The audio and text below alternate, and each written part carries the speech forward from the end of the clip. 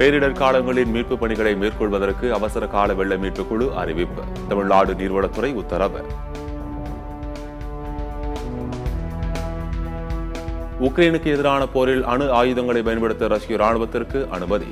நீண்ட தொலைவு சென்று தாக்கும் ஏவுகணைகளை உக்ரைன் பயன்படுத்த அமெரிக்கா அனுமதி அளித்த சில மணி நேரங்களில் ரஷ்யா முடிவு.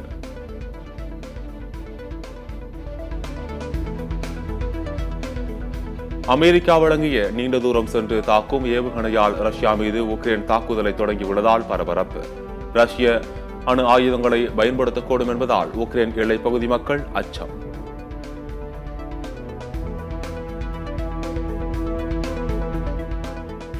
மகாராஷ்டிர மாநில சட்டமன்ற தேர்தலில் வாக்காளர்களுக்கு பாஜகவினர் பணம் பட்டுவாடா செய்ததாக கூறி ஹோட்டலை எதிர்க்கட்சியினர் முற்றுகையிட்டதால் பரபரப்பு.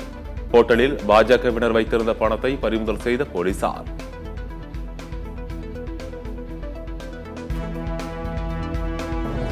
தென்காசி பொதிகை புத்தக திருவிழாவில் கூட்ட நெரிசல். ஒரே நேரத்தில் ஆயிரக்கணக்கான மாணவர்கள் கூட்டரங்கில் அனுமதித்ததாக புகார்.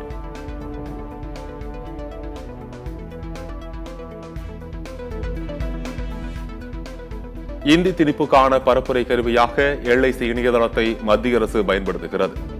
முதலமைச்சர் ஸ்டாலின் கண்டனம்.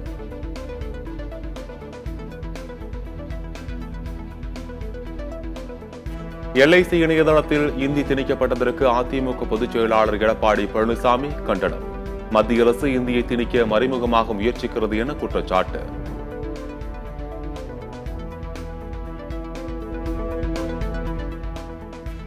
எல்ஐசி இணையதளத்தின் முகப்பு பக்கத்தை இந்தியில் மாற்றிய விவகாரம். வாடிக்கையாளர்களுக்கு ஏற்பட்ட சிரமத்திற்கு வருந்துவதாக எல்ஐசி நிர்வாகம் பதிவு.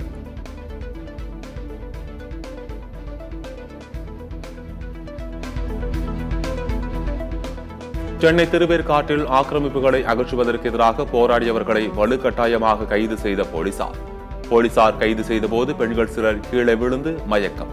ஆண்களை பலமாக தாக்கி அழைத்துச் செல்லும் பரபரப்பு காட்சிகள்.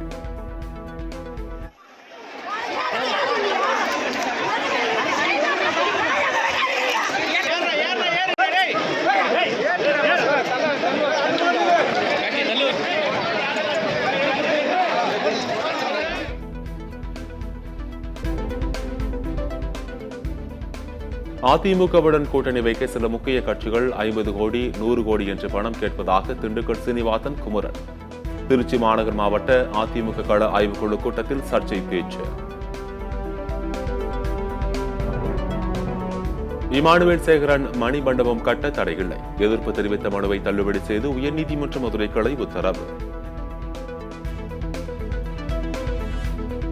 தொழில்நுட்ப கோளாறு காரணமாக மாலத்தீவு சென்ற இண்டிகோ விமானம் கொச்சிக்கு திருப்பிவிடப்பட்டது. தொடர் தொழில்நுட்ப கோளாறு குறித்து விசாரணை.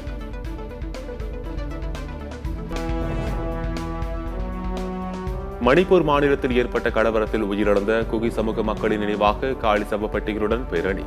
ஏராளமானோர் கலந்து கொண்டனர்.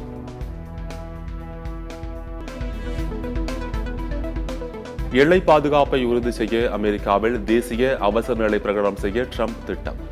ராணுவத்தை பயன்படுத்தி பெருமளவிலான புலம்பெயர்ந்தவர்களை நாடு கடத்த ட்ரம்ப் திட்டமிட்டுள்ளதாகவும் தகவல்.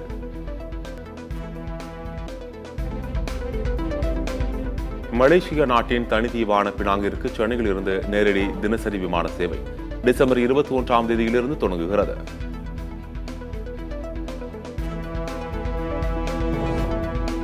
இலங்கையில் பொறியில் சிக்கி யானைகள் காயம். வனத்துறை அதிகாரிகள் கண்டுகொள்ளவில்லை என குற்றச்சாட்டு.